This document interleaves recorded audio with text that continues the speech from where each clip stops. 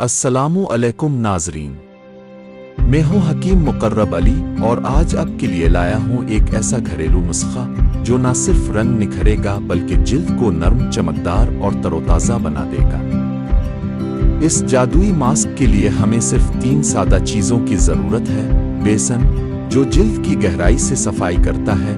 हल्दी, जो रंग निखारने और दानों के निशानात मिटाने में मदद देती है। दही, जो जिल्द को नरमी और नमी फराहम करता है।